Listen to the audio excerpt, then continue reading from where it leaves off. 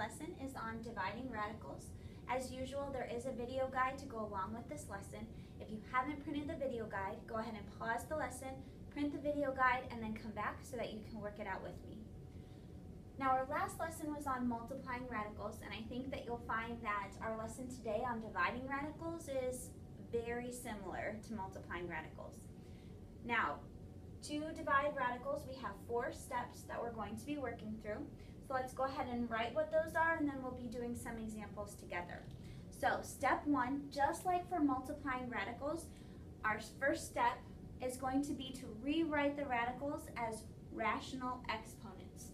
So rewrite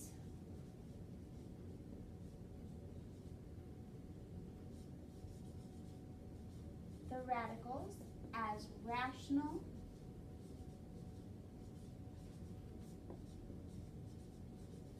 exponents. Now remember the word rational.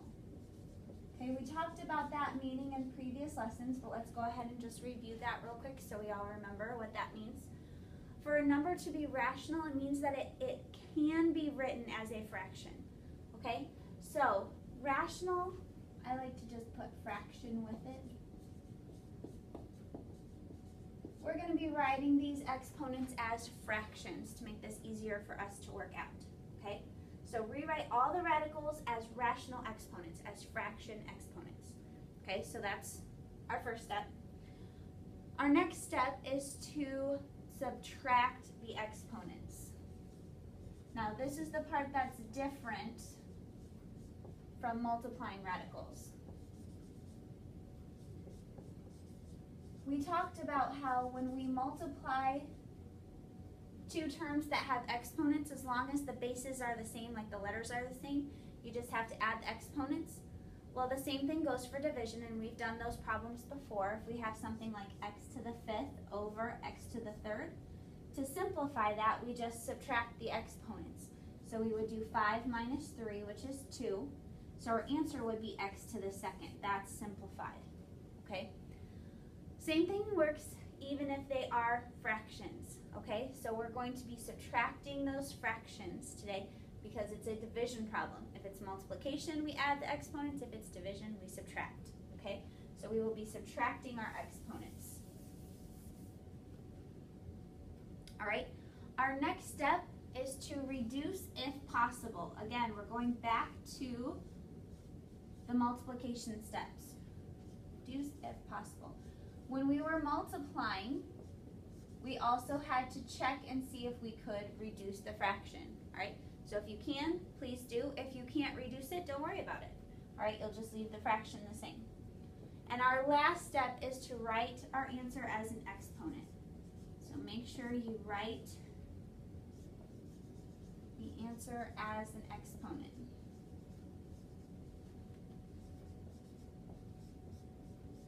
And again, that's the same as the multiplication rules. So really the only difference from our last lesson to this lesson is step B, subtract the exponents. Instead of subtraction for multiplication, we did addition. All right, so that's our change today. We're going to subtract instead of add because it's division instead of multiplication. Okay, so these are the 4 steps that we'll be following, and we'll take a look at example 1. For example 1, our problem is the 3rd root of x to the 7th divided by the 3rd root of x to the 2nd. So we wrote down all of our steps, okay, what needs to come first. Our first step was to rewrite all radicals as rational exponents, fraction exponents.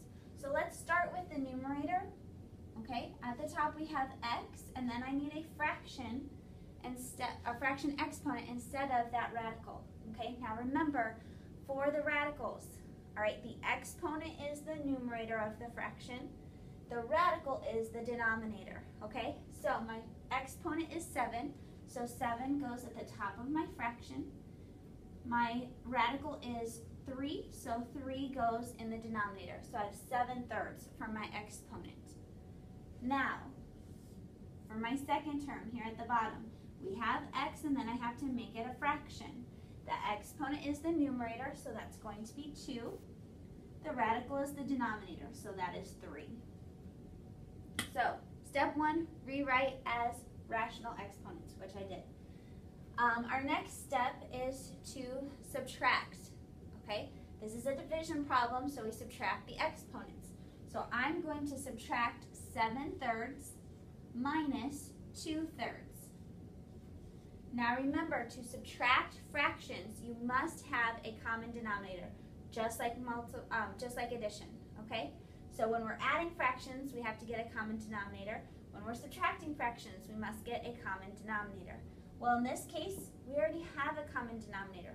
They're both 3. So I don't have to worry about that step. I can just go ahead and subtract. So as long as the denominators are the same, just do top minus the top. So 7 minus 2 is 5. Denominator stays the same, so 5/3. Next, we're supposed to reduce if possible. 5/3. 3 is only divisible by itself. 5 is not divisible by 3. So 5/3 is the simplified fraction. I can't reduce it any further, so I go ahead and write my answer as an exponent. So that means we have x to the 5/3 power. And that's our solution for problem number 1. Now, for problem number 2, we have the 7th root of m to the 19th over the 7th root of m to the 5th. Okay? So our first step is to rewrite those radicals as rational exponents. So my m stays the same. For the fraction, we're going to have 19 at the top because that's the exponent. We will have 7 at the bottom because that's the radical, so 19/7. All right, for our second term here at the bottom, we have m, and then we have to write our exponent as a fraction. So the exponent goes at the top, 5 at the top. The radical goes at the bottom, so 7 at the bottom. Now that I've rewritten the radicals as rational exponents, I need to subtract my exponents because this is a division problem. So we're going to take 19/7 and subtract from that 5/7. To subtract fractions, you must have a common denominator. Well, both of my denominators are 7, so I already have a common denominator, so I can go ahead and do my subtraction, okay? Top minus the top. 19 minus 5 gives me 14. Keep the denominator the same, so 14/7. After we subtract the fractions, we have to reduce if possible. 14/7, well, I can actually divide that. 14 divided by 7 is just 2. So if you can divide it, go ahead. We get just the whole number 2, okay? That's simplifying it, all right? So my answer now needs to be written as an exponent. So we have m raised to the 2nd power.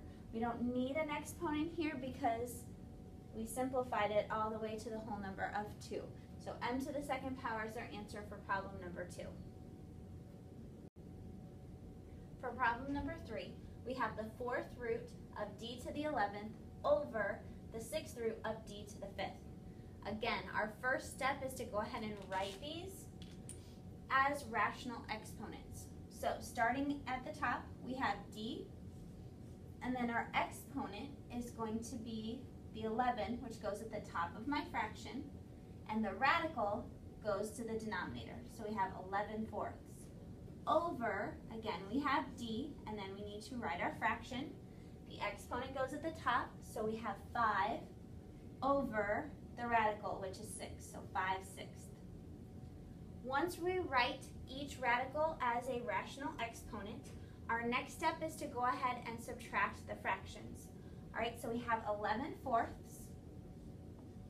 and we're subtracting from that the 5/6. Now this time when we're looking at the problem, we realize we do not have a common denominator between 4 and 6, okay? They are not the same. So that makes this a little bit more challenging. We have to get that common denominator first, and then we can go ahead and subtract the fractions. So for 4 and 6, I always try to make my denominator the larger number if possible. So looking at 4, is there something, a whole number, I can multiply 4 by to make it 6? The answer is no. Okay, so try the next number up. 6 doesn't work, so go to 12. Is there a whole number you can multiply 4 by to make it 12? And the answer for that is yes, okay? 4 times 3 would give me the 12. So 12 is going to be my common denominator here because both fractions, the denominators can become 12. So I need to multiply my first fraction by 3, top and bottom. So 11 times 3 is 33 over 4 times 3 is 12. And now we're subtracting from that my 5/6, okay? But I don't want a denominator of 6, I want a denominator of 12. So 6 times 2 would give me 12, so I need to multiply the top by 2 as well. So 5 times 2 is 10, and 6 times 2, as we said, is 12. So now I have a common denominator of 12, so I can go ahead and subtract. So we subtract the tops. 33 minus 10 is 23 over, keep the denominator the same, so it's 23 over 12. Once we subtract the exponents, our next step is to simplify if possible, or reduce if possible. 23 over 12, there's no common divisor, okay? 23 is a prime number, which means it's only divisible by 1 in itself, and 12 is definitely not divisible by 23, so this is going to be our answer. So I just write that as my exponent. So we have D, and then with an exponent of 23 over 12. So D to the 23/12 is our answer for problem number 3. Now for problem number 4, we have the square root of k to the 29th over the square root of k to the 7th. Again, our first step is to change any radical into a rational exponent. Write them as fractions. So at the top we have k, and then for my fraction, the exponent goes in the numerator, so 29. Now, my radical, there is no number outside the radical, which means this is a square root. Anytime you have a square root or no number outside the radical, there is a 2 there, they just don't write it. So this is the one that's tricky. We're so used to writing in a 1 anytime a number is missing, but for a square root, it really is a 2, they just don't put it in, okay? So that 2 is going to go in the denominator of my fraction here. So I have k to the 29 halves. For the denominator, we have k again. For our exponent, we're writing it as a fraction. The 7, the exponent, goes at the top. And again, this radical does not have a number out front, which means there's a 2 there. They just don't write it in. So I'm going to write it in, which means there's a 2 at the bottom of my fraction. Once we rewrite these as rational exponents, we can go ahead and subtract the exponents. All right? So we're going to do 29 halves minus 7 halves. Now, to be able to subtract these, I must have a common denominator. Well, when I look at my fractions, they both have a denominator of 2. So I already have a common denominator, so I can go ahead and subtract. So 29 minus 7 is 22 over, the denominator stays the same. So it's 22 over 2. After that, we simplify if possible. Well, 22 over 2, I can go ahead and divide that. 22 is divisible by 2. So 22 divided by 2 is 11. Remember, it doesn't always have to be a fraction. A lot of times it is, but it doesn't always have to be. So 11 is my answer. I now just need to write it as an exponent. So we have k to the 11th power as our answer for problem number 4. For problem number 5, we have the 6th root of h to the 7th over the 8th root of h to the 7th. So our first step is to change these radicals into rational exponents. So for the top, we have h and then our fraction. The exponent is going to be the numerator, so that's 7. The radical is going to be the denominator, so 6. So we have h to the 7/6 over, at the bottom we'll have h, then we have our fraction. Exponent goes at the top, so that's our 7. Radical goes in the denominator, so that's 8, so 7/8. after we write our radicals as rational exponents, we need to go ahead and subtract the fractions. So top minus the bottom. So we're going to do 7/6 minus 7/8. All right, now from here, we need a common denominator to be able to subtract these fractions. 8 and 6 are not the same. So I'm going to try to use my bigger denominator and see if the smaller one can become the bigger. So 6 times what whole number is 8? There isn't one, okay? So 8 cannot be the common denominator. So we try the next one up. 8 didn't work. Let's try 16, counting up by 8s. So 6 times a number should give me 16. There's no whole number that you can multiply 6 by to make it 16, so 16 is not going to work either. So try the next one up. So we have 8, 16, the next would be 24. 6 times what number would give me 24? Well, there is a whole number for that. You would multiply it by 4. So 24 is going to be my common denominator. So I'm going to multiply this first fraction by 4, top and bottom, because that's going to give me a denominator of 24. For the numerator, 7 times 4 is 28. So I have 28 over 24 for my first fraction. Now for the second fraction, I need 8 to become 24 as well. Well, 8 times 1, 2, 3 is 24. So I need to do 7 times 3 as well. 7 times 3 is 21. And 8 times 3, like we said, is 24. Now that we have a common denominator, I can go ahead and subtract. Okay? So, subtracting top minus the top, 28 minus 21, we get 7 over 24 stays the same. That's why we got a common denominator, so it could stay the same. Well, 7 over 24, I'm supposed to reduce that if possible. 7 is only divisible by itself, 7. 24 is not divisible by 7, so this is going to be my answer. So now I just write it as an exponent. My h stays in h, and I have an exponent of 7/24. So our answer is h to the 7/24 for problem number 5. Now for problem number 6, we have the 7th root of w to the 15th over the 14th root of w to the 13th. So again, first step, write each radical as a rational exponent. So w stays w, but my fraction is going to be 15 over 7, exponent over radical. So we're going to have 15 over 7. After that, we need to do the bottom of my fraction up here, so w, and then for our fraction exponent, we're going to have 13 over 14, okay? Exponent over radical, so 13 over 14. Once you write each radical as a rational exponent, we're going to go ahead and do the subtraction. Subtract top minus the bottom. So 15 sevenths minus 13 14ths. Well, we need a common denominator, and looking at these, 7 and 14, no common denominator here, so we need to change them, all right? Again, try to use the large number first, okay?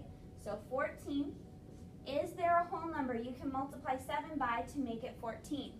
The answer is yes, okay? 7 times 2 is 14.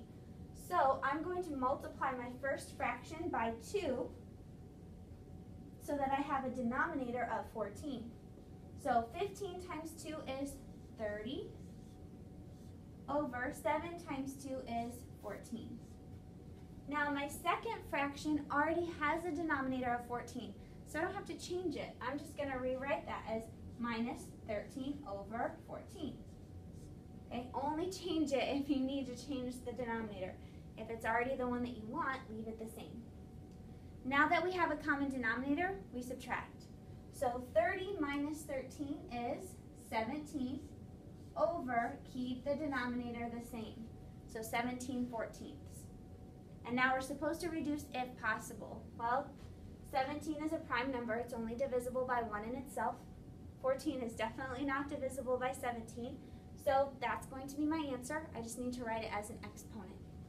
So my W just comes down. 17/14 is my exponent. So W to the 17/14 is our solution for problem number 6. At this time, I would like you to try problems 7 and 8 on your own. Go ahead and pause the video, work those out, and then come back and you can check your work with mine.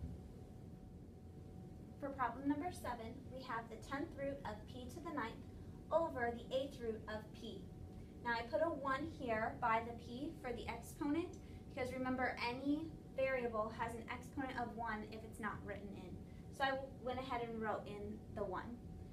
So from here I wrote my radicals as fraction exponents. So I have p to the 9/10 because 9 is the exponent, 10 is the radical, so 9/10. And then p to the 1/8 at the bottom. 1 is the exponent, 8 is the radical. From there, I subtracted my fractions, so 9/10 minus 1/8. I noticed that 10 and 8 were not the same, so I needed a common denominator. So that's my work up here. I started with 10. There's no whole number to multiply 8 by to get 10, so I moved to 20. Same thing, no whole number I can multiply by. So then I tried 30, no whole number I can multiply by, and then I got 40. 8 can become 40 by multiplying it by 5. So that's what I did. I did have to multiply my first fraction by 4 because I needed the 10 to become 40 as well. So 9 times 4 gave me 36 over 40, and then 1 times 5 gave me 5 over 40. Now I could subtract my fractions. So 36 minus 5 gave me 31 over 40. I can't simplify 31 over 40, so my answer is p to the 31/40ths for number 7. And then our last problem, number 8, we have the 5th root of j to the 8th over the 10th root of j to the 3rd. I rewrote both of those as fractions, so I have 8/5, 8 being the exponent, 5 being the radical, and I have 3/10, 3 being the exponent, 10 being the radical. Once I wrote them as fractions, then I could simplify them, so to subtract them. So to subtract them, I have 8/5 minus 3/10. I started with the large exponent, 10, and I thought, can 5 become 10? Yes, I just need to multiply it by 2. So I multiplied my first fraction by 2, and I got 16/10. I did not have to multiply the second fraction because it already had a denominator of 10. So I kept that as 3/10. And then from there, I just subtracted. So 16 minus 3 gave me 13. Keep the denominator the same, so 13/10. I can't simplify 13 over 10. There's no common divisor. So my answer is j to the 13/10 for problem number 8. And that's the end of our lesson on dividing radicals.